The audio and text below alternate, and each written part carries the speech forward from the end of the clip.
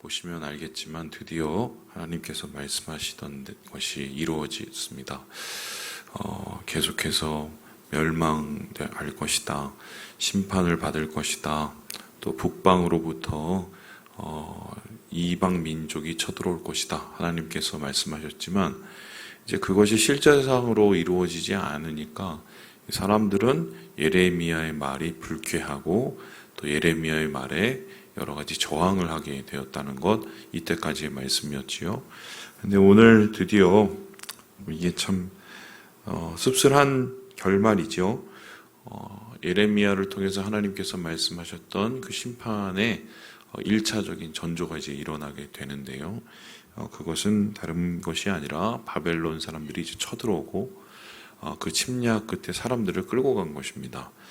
확인해 볼까요? 우리 함께 1절의 말씀을 같이 한번 읽어보겠습니다. 시작.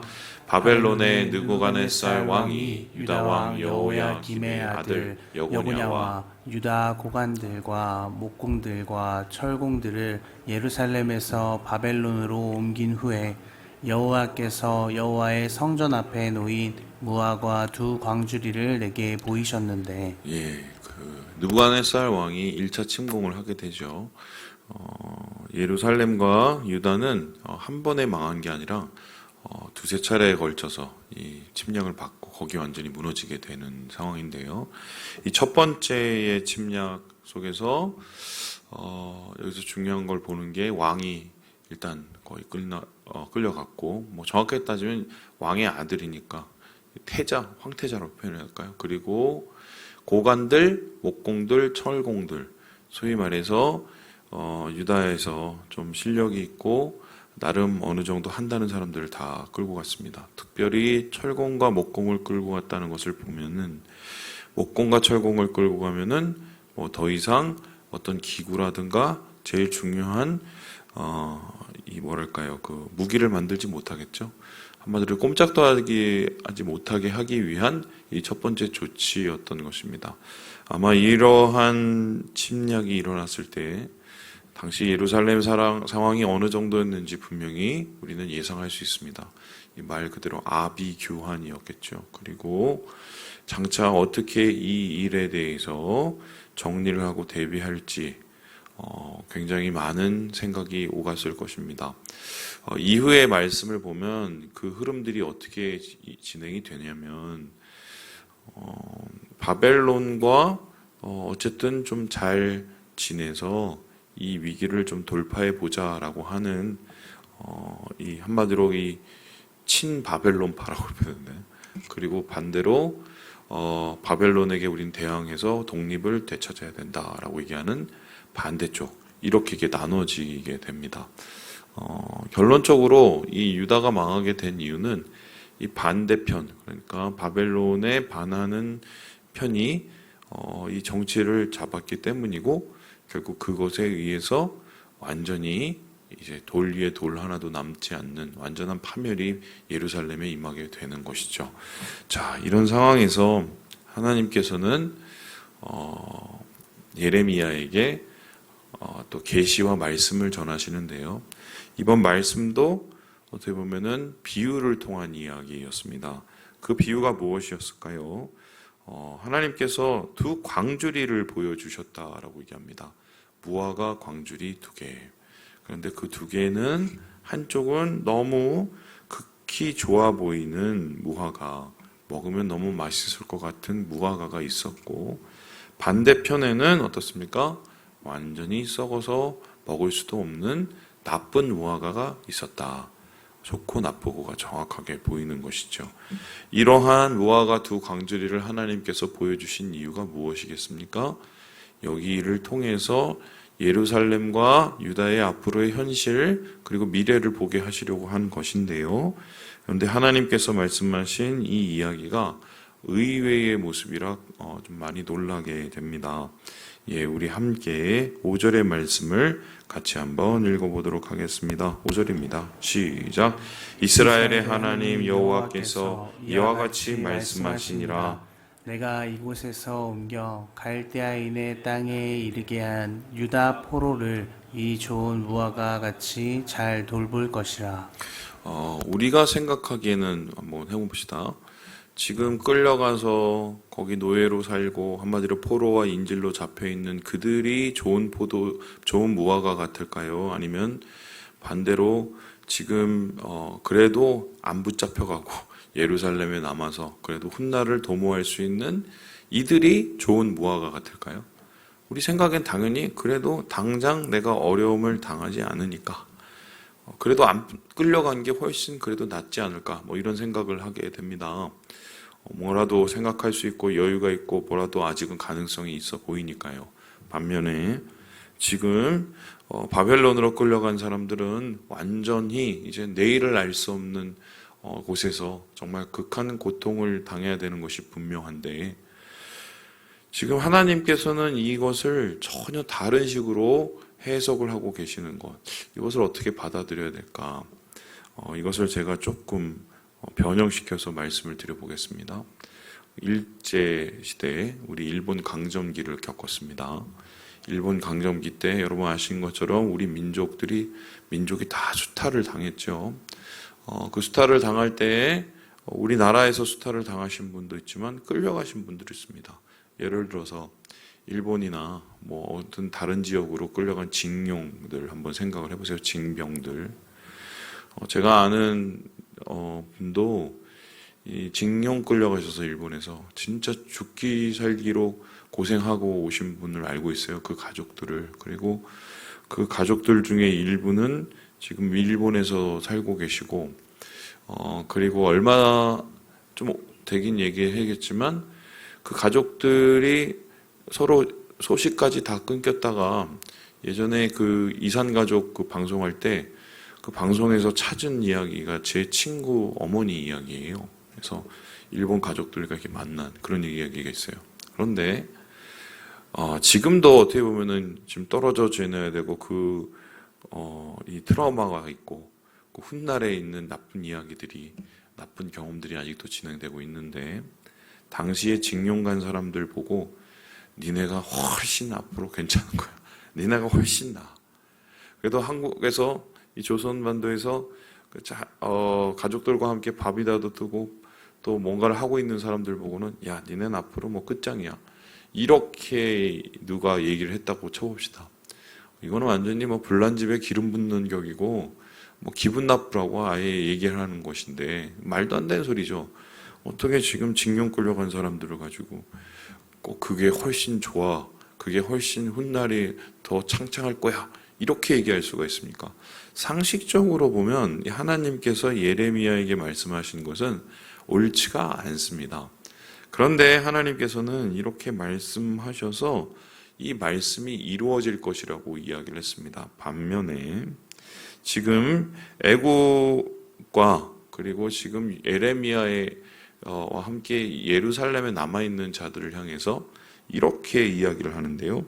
우리 함께 우리 9절의 말씀을 같이 한번 읽어보도록 하겠습니다. 9절의 말씀입니다. 시작. 세상 모든 나라 가운데 흩어서 그들에게 환난을 당하게 할 것이며 또 그들에게 내가 쫓아보낼 모든 곳에서 부끄러움을 당하게 하며 말거리가 되게 하며 조롱과 저주를 받게 할 것이며 거의 뭐 저주의 저주를 퍼붓는 식으로 앞으로 그 시드기야와 예루살렘에 남아있는 혹은 피난 간 사람들을 향해서 하나님께서 멸절을 명령하시는 이야기가 정해지게 됩니다. 자, 그러면은 오늘 이 두 무화과 광주리에 대한 비유를 우리가 어떻게 읽어야 될까요? 우리의 눈으로 보기에는 분명히 거꾸로인 것 같은데 하나님께서는 그게 아니라고 말씀을 하십니다. 우리의 삶에 한번 적용해 보면 이런 겁니다. 당장 나한테 어려움이 옵니다. 시험이 옵니다. 괴로움이 옵니다. 이거는 뭐 도대체 피할 수 없는 내 앞에 있는 가장 어려운 문제라고 한번 생각을 해봅시다. 사람의 입장으로 생각을 해본다면 어쨌든 어떻게든 거기서로부터 벗어나려고 노력을 하죠. 그래서 되도록이면 그런 고통을 당하지 않고 그런 어려움을 당하지 않고 피할 것을 사람들은 생각을 합니다. 마치 하나님께서 말씀하신 바 우리가 좋아하시는 말씀 있죠. 뭡니까? 하나님께서는 시험을 당해도 피할 방법 주신다. 그게 사실 우리의 생각에는 가장 좋은 생각이죠. 피할 수 있으면 다 피하고 싶은 거죠. 그런데 하나님께서 어느 날 우리에게 이렇게 말씀하시는 거예요. 그 길이 좋은 길이야. 왜 하나님은 그렇게 말씀하시고 있을까?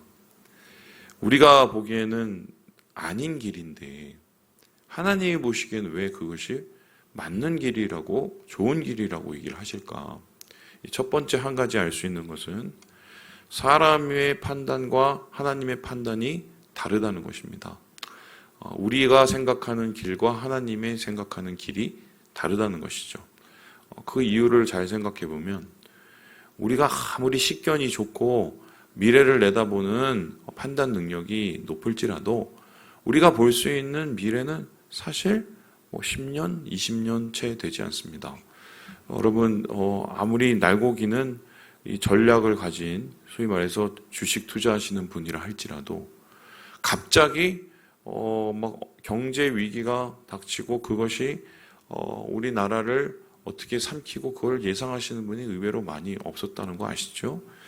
IMF가 그 대표적인 증거고요. 그때 소위 말해서 내려라 하시는 분들이 투자 때문에 망하시고 소위 말해서 정말 실패를 경험하신 분 제가도 많이 알고 있습니다. 사람의 판단이라는 것이 바로 그래요. 아무리 좋은 식견을 가져도 내다볼 수 있는 미래가 얼마 되지 않죠. 그런데 하나님은 세상의 주인이시고 시간의 주인이시고 역사의 주관자시기 때문에 모든 것을 알고 계십니다. 모든 미래를 알고 계십니다. 우리의 모든 상황과 우리의 모든 발걸음을 하나님께서는 알고 계시죠. 그래서 어느 것이 좋은지를 분명히 알고 계시고 어떤 길이 더 좋은 길인지도 하나님은 분명히 알고 계신다. 그래서 우리가 모든 일을 할 때, 주님께 간구할 때 항상 우리가 덧붙여서 간구해야 되는 것은 뭐냐면 주님의 뜻대로 되기를 원한다는 기도가 더 중요합니다. 왜입니까? 내 뜻과 내 마음대로 됐을 경우에 오히려 그것이 더 안 좋은 길, 더 나쁜 길일 수도 있기 때문이죠. 그래서 하나님의 판단이 우리의 판단과 다를 수 있다는 것을 우린 첫 번째로 생각을 해야 돼요. 그래서 모든 상황 속에서 내 판단, 내 생각, 내 예상 그것에 머물면 하나님의 더 좋은 길을 우리가 발견하지 못할 수 있다. 이것이 오늘 말씀 속에서 생각하게 된 첫 번째고요. 자, 그래도 마음이 풀리지 않습니다. 그래도 뭔가 설득이 돼야죠. 그렇게 끌려가는 길이 내가 볼 때는 안 좋은 길이 시험당하는 길이 왜 좋은 길일까? 여기에 대해서 하나님께서는 이렇게 얘기를 하시는데요. 예, 우리 함께 우리 7절의 말씀을 같이 한번 읽어보도록 하겠습니다. 시작. 내가 여호와인 줄 아는 마음을 그들에게 주어서 그들이 전심으로 내게 돌아오게 하리니 그들은 내 백성이 되겠고 나는 그들의 하나님이 되리라. 하나님께서 이 길이 좋은 길, 좋은 무화과와 강주리와 같은 길이라고 말씀하시는 이유는 이것입니다. 이 길은 지금 떠나고 있지만 떠나는 길이 결국은 돌아오는 길이기 때문입니다. 반대로 지금은 남아있지만 그 남아있는 길이 결국은 떠나는 길이기 때문입니다. 이게 무슨 말일까요? 하나님께서 예루살렘에 바벨론 군대를 침략하도록 허락하신 거죠. 이스라엘 백성들에게 지금 나라가 무너지도록 하나님께서 지금 방치해 놓으신 겁니다. 이것은 하나님의 심판이신데요. 그렇다면 왜 하나님을 심판하셨습니까? 그 심판하신 이유는 여러분 잘 아시는 것처럼 이스라엘 백성의 죄 때문입니다. 죄는 하나님과 반대길을 가는 거고 하나님과 반대길을 가면은 파멸과 심판이 있는 길입니다. 끝이 그렇게 되는 것이죠. 그래서 하나님께서는 예레미야를 통해서 계속해서 돌아올 것을 강구했습니다. 돌아오라고 하나님께서 강청을 했습니다. 하지만 예레미야의 말을 이스라엘 백성, 예루살렘 백성은 듣지 않았습니다. 그들이 이미 우상에 중독되고 거짓 선지자의 말에 완전히 눈이 멀고 귀가 멀어 있었기 때문이죠. 그러한 이스라엘 백성들의 눈을 밝히고 그러한 이스라엘 백성들의 귀를 밝히는 일은 무엇입니까? 한마디로 그 자리로부터 옮겨서 자기의 모습을 보게 하는 고난과 시험인 것이죠. 당장은 고난이 힘들고 당장은 시험이 힘들지만 그것을 통과했을 때 어떻게 합니까? 그들은 비로소 돌아올 수 있는, 하나님 앞에 돌아올 수 있는 마음이 열리게 되는 것입니다. 당장은 어렵고 당장은 괴롭지만 그 괴로움을 통해서 하나님의 마음을 알고 하나님께 돌아온다면 오히려 그 괴로움과 그 어려움은 좋은 약처럼 되는 거죠. 양약국어죠. 쓴 약입니다. 하지만 그 약을 통해서 영혼이 치유받고 삶이 고침을 받을 수 있다면 그것은 하나님이 보시기에 온전한 길이고 좋은 길일 수밖에 없다는 것입니다. 그래서 하나님께서는 이 바벨론으로 끌려간 사람들의 이 모습이 주님 보시기에 복된 길이며 이것이 좋은 길이라고 말씀하신 이유는 결국 떠난 자들이 주님 앞에 돌아오게 되기 때문에, 여러분 아시죠? 이 이야기를 이스라엘 백성이 70년 후에 결국은 다시 예루살렘으로 돌아와서 다시 하나님 앞에 회개하며 그 속에서 성전을 세우는 일이 바로 이루어진다. 이것이 바로 하나님께서 이 길을 좋은 길이라고 하시는 이유입니다. 마지막으로 오늘 말씀을 통해서 왜 하나님께서 그래도 그러면은 사실 뭐 좀 덜 고생시켜 주신다던가 아니면은 지금이라도 좀 다른 좋은 방법으로 이스라엘 백성을 설득하실 수도 있는 것이지 굳이 이렇게 괴롭고 어려운 길을 그래도 하나님께서 저렇게 먼 길을 가서 그 1000km를 떨어진 그곳에서 죽도록 고생하게 만드는 건 너무한 것이 아닌가. 그럼에도 불구하고 그걸 우리가 좋은 길로 받아들여야 될 것인가 질문을 하게 될 때 여기에 대해서 우리가 좀 한 가지를 좀 더 보게 됩니다. 우리 함께 6절의 말씀을 같이 한번 읽어보고 마무리를 하겠습니다. 6절입니다. 시작. 내가 그들을 돌아보아 좋게 하여 다시 이 땅으로 인도하여 세우고 헐지 아니하며 심고 뽑지 아니하겠고. 그 길이 좋은 길인 것, 바벨론의 길이 좋은 길인 것은 하나님의 판단과 우리의 판단이 다르다는 것, 그리고 그것이 돌아오는 길이라는 것도 있지만 사실 결정적으로 이스라엘 백성이 그 길을 가야 되는 이유가 있었습니다. 그것은 무엇입니까? 거기는 하나님이 계시고 이곳엔 하나님이 계시지 않기 때문입니다. 우리의 눈으로 볼 때는 풍요로운 것들, 더 좋아 보이는 것들이 있을 수 있습니다. 그런데 거기에 만일에 하나님이 계시지 않으시면 그것은 아무리 좋아도 좋은 것이 아닙니다. 대표적인 예를 아시죠? 아브라함과 롯의 예입니다. 롯과 아브라함이 이제 나눠지게 됐죠. 목자들이 하도 싸워서요. 그 목자들이 싸워서 이제 아브라함은 충돌을 피하기 위해서 롯에게 선택권을 줍니다. 어떻게 합니까? 야, 네가 좌하면 내가 우하겠고 네가 우하면 내가 좌하리라. 그렇게 얘기를 했어요. 그렇게 했었을 때 롯은 무엇을 선택했습니까? 저쪽에 보니까 너무 살기 좋고 그리고 막 문화적으로도 어느 정도 발달돼 있고 도시 생활을 할 수 있는 곳이 보입니다. 제가 이쪽 갈게요. 그래서 롯은 한마디로 지금의 사해 쪽으로 가고 반대로 어떻게 합니까? 아브라함은 헤브론 쪽으로 내려갔습니다. 광야로 내려가죠. 여러분 그 끝이 어떻게 됐죠? 롯이 도착한 곳은 풍요로운 곳이었지만 멸망하는 곳이 되었습니다. 거기가 어디입니까? 소돔이죠. 그 이유가 뭡니까? 거기는 하나님이 계시지 않기 때문이에요. 아브라함이 있는 곳은 비록 광야 속에 있을지라도 거기는 하나님이 계시기 때문입니다. 우리의 가장 판단의 기준은 그거야 돼요. 선택의 기로에 선다면 어느 곳이 하나님이 계시는 곳일까? 어느 것이 더 하나님과 가까워지는 것일까? 무엇을 선택할 때 내 신앙적으로 주님과 더 긴밀한 친밀함을 가질 수 있을까? 이게 바로 선택의 기준이 돼야 되는데요. 하나님께서는 바로 지금 바벨론으로 끌려간 그들은 힘든 길을 가지만 그 길과 함께 하시고 그들 속에서 하나님이 돌보신다고 약속하시기 때문에 이 길이 축복의 길이고 이 길이 하나님의 회복의 길일 수밖에 없다라고 이야기를 하고 있는 것입니다. 말씀을 마칩니다. 주님이 계신 길이 축복입니다.